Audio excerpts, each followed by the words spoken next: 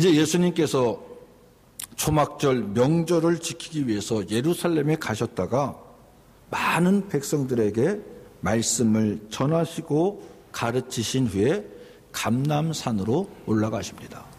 그리고 그 다음날 아침에 다시 성전으로 내려오셔서 백성들을 가르치려고 할 때 서기관과 바리새인들이 현장에서 간음하다 붙잡힌 여인을 데리고 와서 그 가운데 세우고 예수님에게 어떻게 해야 할지를 지금 묻고 있습니다. 저들이 이 여인을 예수님께 데리고 온 곳은 정말로 간음한 여인이 어떻게 해야 할 올바른 처리가 되는지 몰라서 예수님에게 물으려고 데리고 온 것이 아닙니다. 예수님을 어떻게 해서든지 붙잡을 만한, 고소할 만한 고소거리를 만들기 위해서 지금 그들은 그 여인을 주님 앞에 데려다 놓은 겁니다. 그러면서 저들은 어떻게 하면은 예수를 붙잡아 죽일까 궁리하고 있었기에 그 기회를 만들고자 지금 수작을 부리고 있는 거예요. 그러면서 그들 가운데 그들의 심중에는 분명히 확고한 한 가지의 심증이 있는데 그건 뭐냐? 바로 모세의 율법대로 간음한 여인은 돌에 맞아 죽어야 한다는 겁니다. 그들은 간음한 여인을 예수님 앞에 데리고 왔지만 그들의 마음속에는 이 여자는 돌에 맞아 죽어야 마땅하다는 거예요. 이미 자기 나름대로 재판을 다 해놓은 겁니다. 결론을 내린 거예요. 돌에 맞아 죽어도 괜찮은 여자라는 겁니다. 자신들의 율법을 알고 자신들의 그 율법을 지키기 위해서 자신들은 의로운 사람이고 현장에서 간음하다 붙잡힌 이 여자는 죄인이라는 겁니다. 그래서 자신들은 이 여인을 돌을 던져서 죽일 수 있는 권리를 가지고 있다고 하는 자신감이 이미 있습니다. 당연히 죽어야 하는 여자입니다. 그러므로 자기들은 의인이기 때문에 죄를 범하지 않은 사람이기 때문에 그 여인을 정죄할 수 있고 재판할 수 있다는 겁니다. 바로 자기들의 의와 기득권으로 그 여인을 정죄하고 재판해야 한다는 겁니다. 얼마나 무섭습니까? 기득권이라는 것이 이렇게 스스로 자기 자신을 의인을 만들 수 있다는 겁니다. 비록 의로운 사람이라도 자기들의 목적에 의해서 죄인을 만들어 죽일 수 있다는 겁니다. 그리고 힘없는 사람들, 그런 사람들을 죄인이라고 하는 명목하에 핍박하고 괴롭히고 죽일 수 있다는 겁니다. 그러나 실상 저들은 더 깊고 더 큰 죄를 지고 있는 죄인들이라는 거죠. 단지 지금 가지고 있는 권력의 힘의 물질에 묻혀 있을 뿐이라는 겁니다. 서기관들과 바리새인들, 이들은 바로 의의 껍데기만 가진 죄인들이라는 거죠. 겉모습은 의인인데 실상은 더 큰 죄를 지고 있는 큰 죄인이라는 겁니다. 오늘 말씀에 보면 서기관들과 바리새인들 외에 또 다른 한 분류가 있는데 그들은 바로 군중입니다. 이들도 마찬가지로 죄인이라는 거예요. 예수님께서 아침에 가르치실 때에 함께 있던 사람들입니다. 서기관들과 바리새인들이 간음한 여인을 잡아올 때 그들의 만행에 동조하거나 함께 분노한 무리들이 바로 군중들이라는 겁니다. 근데 그 군중들이 어떤 사람입니까? 예수님의 가르침이 좋아서 그 말씀을 듣고자 주님을 쫓아다녔던 사람들 아닙니까? 많은 이스라엘 백성들 중에서도 그래도 예수님 말씀을 들으면 뭔가 깨닫는 게 있고 뭔가 마음이 후련한 게 있기 때문에 예수님 말씀을 들으려고 예수님을 쫓아다녔던 군중들, 그들도 간음한 여인을 가운데 세워놓고 울분을 토하고 있습니다. 돌을 들고 던질 기세를 하고 있습니다. 왜? 죄인이라는 거예요. 저런 죄인은 당장에 돌에 던져 맞아 죽어도 괜찮다는 겁니다. 그러면서 예수님 말씀을 들으려고 아침부터 성전으로 몰려온 사람들. 그러면서 그들은 예수님을 십자가에 못 박으라고 소리치기도 한 사람들. 정말 무엇이 옳은지를 분별하지 못하는 힘없는 죄인들이 바로 군중들이라는 거예요. 오늘 본문에는 죄인인 여인이 나오는데 그녀는 드러난 죄인입니다. 가늠하다 붙잡힌 여인입니다. 세상은 이런 사람에 대해서 가차없이 정죄하고 판단합니다. 그리고 형벌을 가합니다. 잘못한 거 맞습니다. 그런데 우리가 절대로 잊어서는 안 될 것이 있는데 하나님 앞에서는 우리 모두가 다 죄인일 수밖에 없다는 거예요. 하나님 앞에서 당당하게 나는 죄가 없습니다. 나는 깨끗합니다. 나는 의인입니다라고 얘기할 수 있는 사람이 과연 누가 있을까요? 현장에서 가늠하다 붙잡혀온 이 여인이나 우리 모두는 다 하나님 앞에 섰을 때 죄인일 수밖에 없다는 겁니다. 그들을 정죄하여 죽이려고 마음먹고 예수님에게로 데려온 서기관들과 바리새인들 역시 죄인일 수밖에 없다는 겁니다. 그리고 그들의 선동에 냉렬한 분별력이 없이 그저 맞아 저 여인은 죽어야 해 나도 돌을 던질 수 있어라고 동조하고 있는 군중들 역시 죄인이라는 겁니다. 그래서 예수님이 말씀하고 있습니다. 너희 중에 죄 없는 자가 먼저 돌로 치라. 모든 사람들이 다 죄인이기에 너희 중에 죄 없는 자가 먼저 돌로 치라고 말씀하고 있습니다.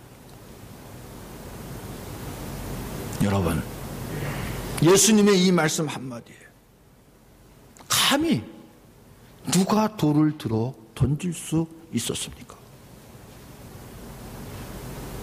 거기 모여있던 모든 군중들이 주님의 그 말씀을 듣는 순간 들고 있던 돌을 다 하나 둘씩 내려놓기 시작합니다. 어른들로부터 젊은이들에 이르기까지 다 돌을 놓고 물러갔다는 거예요. 가늠하다 현장에서 붙잡힌 여인을 잡아온 바리새인과 서기관들 역시도 예수님의 그 말씀 너희 중에 죄가 없는 자가 먼저 돌을 들어 쳐라고 얘기한 그 말씀에 그 누구도 감히 돌을 던질 수 없었다는 겁니다. 다 스스로 죄인임을 인정하고 있는 겁니다. 그렇기 때문에 그 누구도 정죄할 수 없다는 겁니다. 사랑하는 성도 여러분, 사람들의 실수와 실패에 대해서 우리가 얼만큼 정죄할 수 있을까요? 너 그거 잘못됐어. 왜 그렇게 살아? 왜 그런 말을 해? 왜 그렇게 행동해? 얼마나 정죄하면서 심판할 수 있을까요? 보세요. 예수님도 정죄하지 않으셨습니다. 오늘 말씀 11절에 보면 나도 너를 정죄하지 아니하노라 이렇게 말씀하고 있습니다. 이것이 바로 주님의 은혜요 또한 그분의 겸손함인 줄로 믿습니다. 사랑하는 성도 여러분, 우리도 마찬가지입니다. 우리도 겸손하게 사람을 볼 수 있기를 주님의 이름으로 부탁을 드립니다. 좀 더 겸손한 마음으로, 좀 더 겸손한 자세로 볼 때 함부로 남을 판단하거나 남을 정죄할 수 없습니다. 하지만 교만할 때, 내가 의인이라고 하는 마음이 생길 때, 내가 깨끗하다는 마음이 생길 때 사람을 판단할 수밖에 없습니다. 사람을 정죄할 수밖에 없습니다. 오늘 바리새인들과 서기관들이 바로 그렇지 않습니까? 얼마나 교만합니까? 예수님의 말씀대로 거짓되고 위선된 사람들입니다. 그러한 저들은 정죄할 뿐만 아니라 더 큰 악을 범하고 있는데 먼저 범죄한 여인을 율법에 의해서 돌로 쳐야 한다고 하면서 예수님 앞에, 군중들 앞에 세웁니다. 뿐만 아니라 예수님까지도 정죄하고 죽이려고 수작을 부리는 거예요. 일명 마녀 사냥이라고 얘기하죠. 저들이 이 여인을 주님 앞에 데리고 온 것은 실은 저들이 예수님을 잡기 위해서, 예수님을 죄인으로 몰기 위해서 올무를 치고 함정을 쳐놓으라는 거죠. 저들이 가늠한 여인을 주님 앞에 데려다 놓고 모세의 율법에 의하면 이러한 죄를 진 사람은 돌로 치라고 기록되어져 있는데 과연 선생님은 어떻게 할 것입니까? 라고 묻는 이유가 무엇일까요? 정말로 예수님이 어떻게 말할지 궁금해서 묻고 있는 걸까요? 여러분 어떻게 생각하세요? 바리새인들과 서기관들이라면 율법에 능통한 사람들입니다. 그 율법에 능통한 사람들이 율법을 몰라서 예수님에게 이렇게 돼 있는데 어떻게 해야 될까요? 라고 묻고 있을까요? 그들은 아주 절호의 기회를 잡았다고 생각할 거예요. 분명히 율법에는 가늠한 여인은 돌로 쳐 죽이라고 되어 있는데 예수님 앞에 끌고 가자. 그러면 그분이 언제나 백성들에게 모아놓고 하는 얘기가 뭐냐? 서로 사랑하라 아니냐? 서로 용서하라 아니냐? 서로 하나가 되라는 거 아니냐? 과연 뭐라고 얘기하는지 한번 들어보자. 그렇게 생각되지 않았을까요? 그래서 야, 내가 계속 사랑을 강조하고 용서를 강조했는데 저 여인도 용서해줘. 사랑으로 한번 감싸 안아줘. 라고 얘기하면은 바리새인들이나 서기관들이 뭐라고 대답할 것 같아요? 율법에 분명히 이렇게 되어 있습니다. 범죄한 여인은 돌로 치라고 되어 있는데 당신은 그럼 율법을 무시하는 겁니까? 율법을 폐기하는 겁니까? 율법을 인정하지 않는 겁니까? 라면서 율법을 인정하지 않는다고 몰아세울 게 분명하잖아요. 그러면 그래, 율법대로 해야지. 당연히 율법대로 돌에 맞아 죽어야 돼. 율법대로 해. 그러면 알겠습니다. 역시 예수님이시군요. 우리들의 선생님이십니다라고 인정해 줬을까요? 뭘 했을 것 같아요? 율법대로 하라 그러면. 아니, 당신은 거짓말쟁이라고. 언제나 사람들을 모아놓고 사랑하라, 용서하라 가르쳤으면서 왜 이 여인에게 용서하라고 얘기하지 못합니까? 율법대로 돌을 던져 죽이라고 얘기합니까? 그러면 당신은 말과 행동이 틀린 거짓쟁이 선생 아닙니까? 거짓말쟁이가 아닙니까? 하면서 몰아붙일 게 분명하잖아요. 그러니까 절호의 기회라고 생각한 거예요. 그리고 또 하나, 이 말씀을 보면서 여러분, 왜 가늠한 여인만 붙잡아 봤을까요? 남자는 어디 갔어요?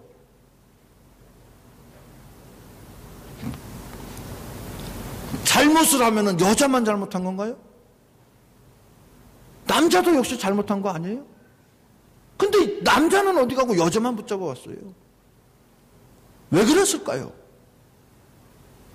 다 예수님을 잡기 위한 함정이요 올무를 받기 때문에 그렇다는 거예요.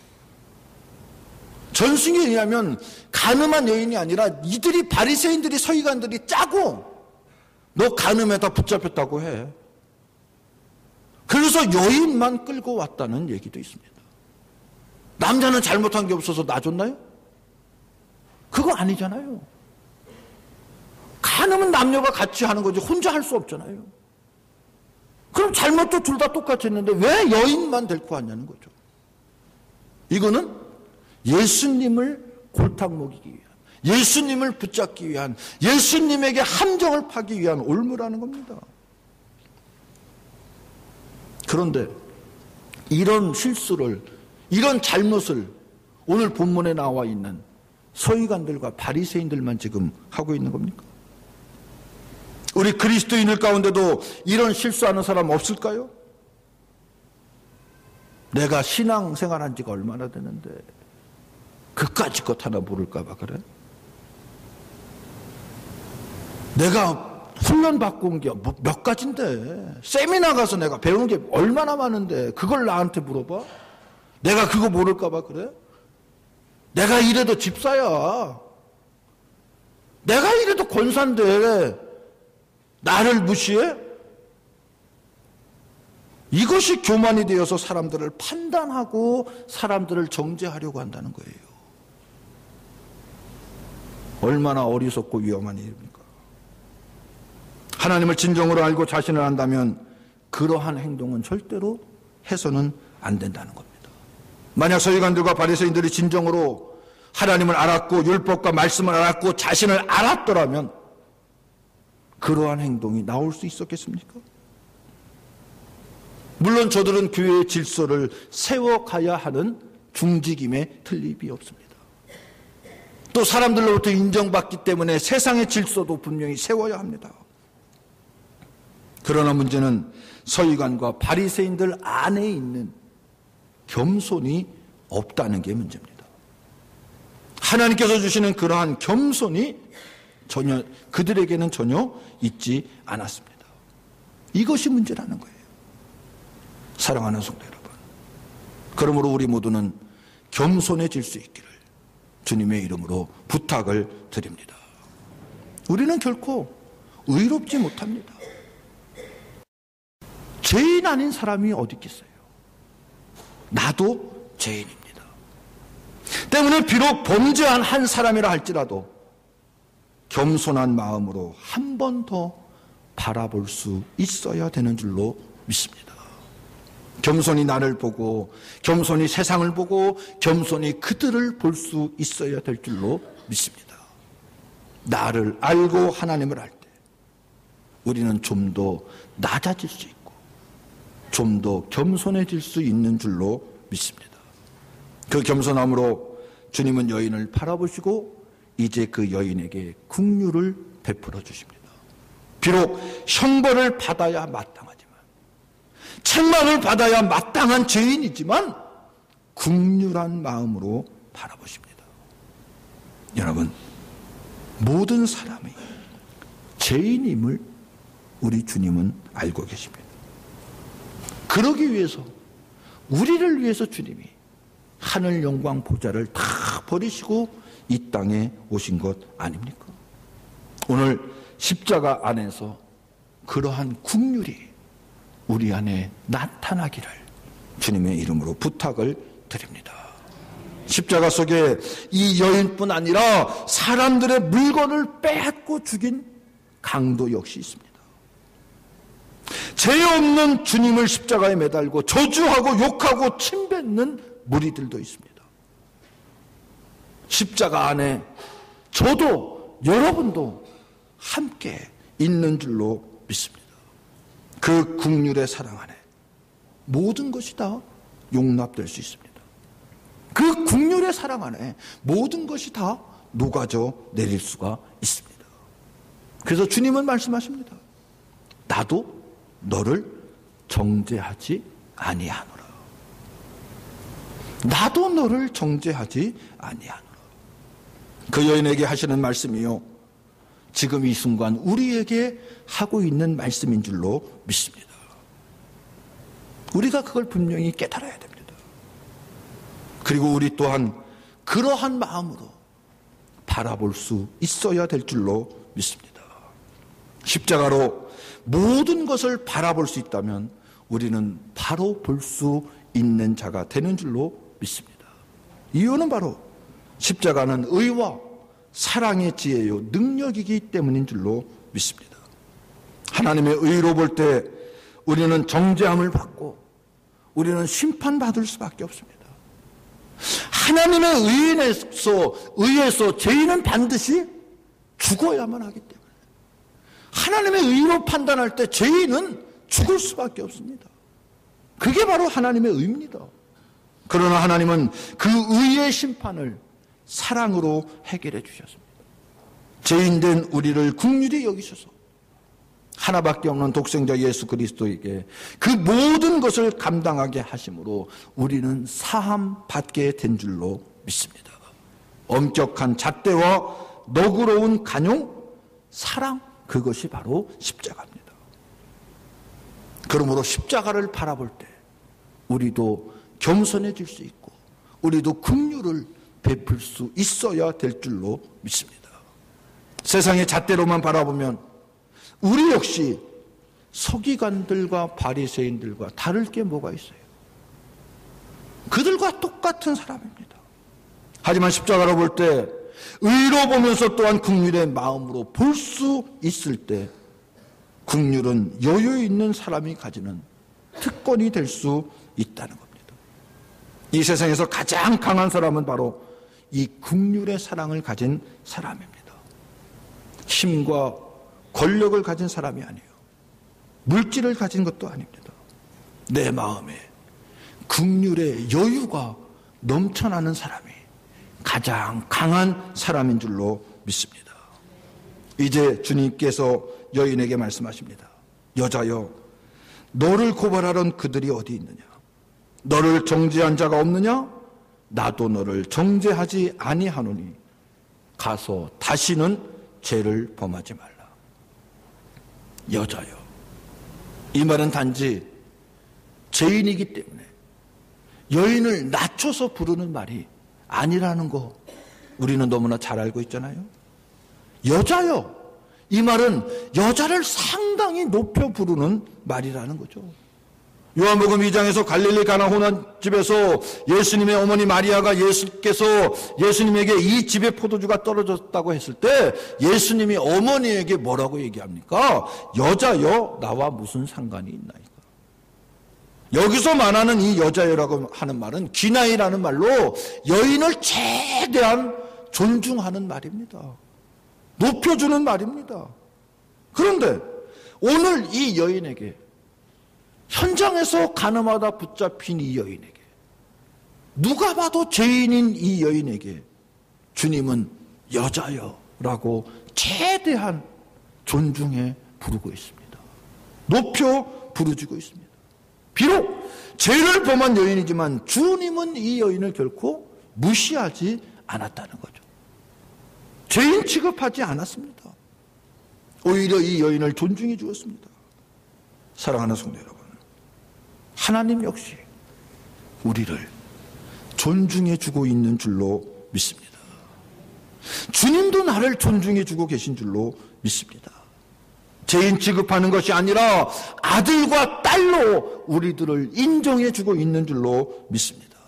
사랑하는 성도 여러분, 그러므로 누구도 무시할 수 없습니다. 누가 누구를 무시할 수 있어요? 이 존중의 마음, 그 사랑을 우리 역시 간직하고 배워야 될 줄로 믿습니다. 주님의 그 따뜻한 마음으로 이제 말씀하고 있습니다. 가서 다시는 죄를 범하지 말라. 이 말씀은 죄의 삶에서 떠나라는 겁니다. 새로운 삶을 살아가라는 겁니다.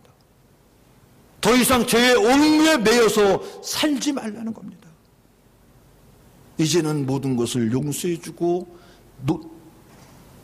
놓아줄 테니, 다시 한번 긍휼을 베풀어 줄 테니 죄의 종이 되지 말라는 겁니다.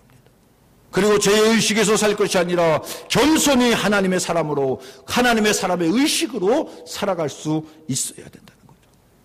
여러분, 우리 가운데서 죄인 아닌 사람이 있습니까? 우리는 모두 다 죄인입니다. 십자가 앞에 설 때 우리는 죄인됨을 깨닫게 되고 고백할 수밖에 없습니다. 하지만 그 십자가 앞에 하나님의 용서와 하나님의 사랑이 우리를 기다리고 있는 줄로 믿습니다. 그래서 우리는 의인이 될 수 있는 거예요. 이제는 의인된 자로서의 의식으로 하나님을 사랑하고 경외하면서 살아가게 되시기를 주님의 이름으로 축원합니다. 그리고 하나님의 영광을 나타내며 하나님의 영광만을 위해서 살아갈 수 있는 저와 여러분들이 되시기를 주님의 이름으로 부탁을 드립니다. 하나님의 크신 은혜 가운데 있기에 그 은혜와 영광을 위해서 우리는 살아갈 수 있어야 된다는 거예요. 사랑하는 성도 여러분, 여러분 지금 어디에 서 있다고 생각하고 계십니까?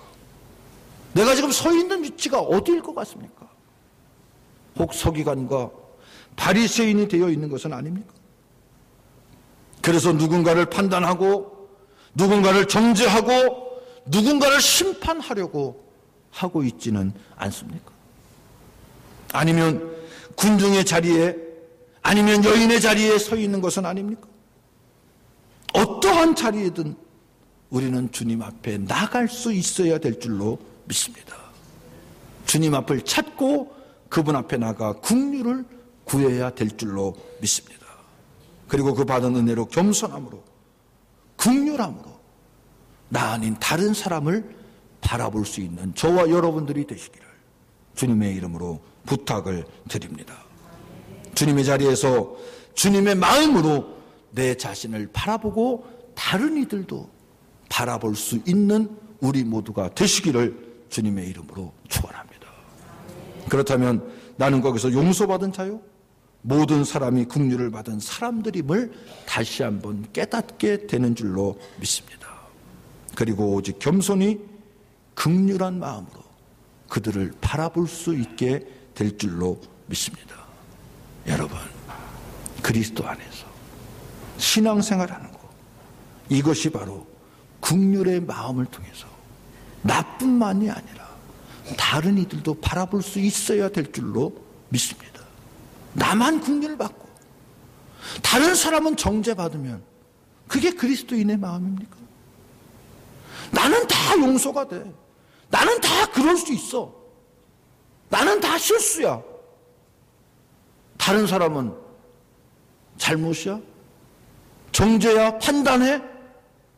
그게 무슨 성도요? 그게 무슨 그리스도인입니까? 내가 용서받길 원하면 다른 이들도 용서해 줄 수 있어야 진정한 그리스도인이라고 저는 생각합니다. 내가 긍휼을 받길 원하면 다른 사람 역시도 긍휼을 베풀어 줄 수 있어야 될 줄로 믿습니다. 이것이 교회요? 그것이 기독교요? 그것이 하나님 나라인 줄로 믿습니다. 이 하나님 나라의 삶을 살아갈 수 있는 우리 모두가 되어 주시기를 주님의 이름으로 축원합니다. 아멘. 하나님 감사합니다. 거룩한 주님의 날 허락해 주시고 저희들에게 겸손한 마음, 하나님 앞에 모두가 죄인임을 고백할 수 있게 인도하여 주심을 감사를 드립니다. 예수님을 만난 사람으로 우리는 가늠한 여인에 대해서 다시 한번 생각할 수밖에 없습니다. 우리 모두도 주님을 만난 자가 되어서 나에게 긍휼의 마음을 허락해 주시고 나 또한 다른 사람들에게 긍휼을 베풀 수 있는 넉넉한 마음, 겸손한 마음을 허락하여 주시옵소서. 그래서 긍휼을 통하여 사랑을 베풀며 모든 것을 용서할 수 있는 우리 모두의 삶과 믿음이 될 수 있도록 주님 인도하여 주시옵소서. 그래서 서로 존중하는 믿음과 삶을 허락하여 주셔서 하나님 나라 영광을 위해서 더욱더 힘쓰고 애쓸 수 있는 복된 대동의 성도들 다 될 수 있도록 주님 축복하여 주시옵소서. 이 모든 말씀을 우리 구주 예수님의 이름으로 기도드리옵나이다. 아멘.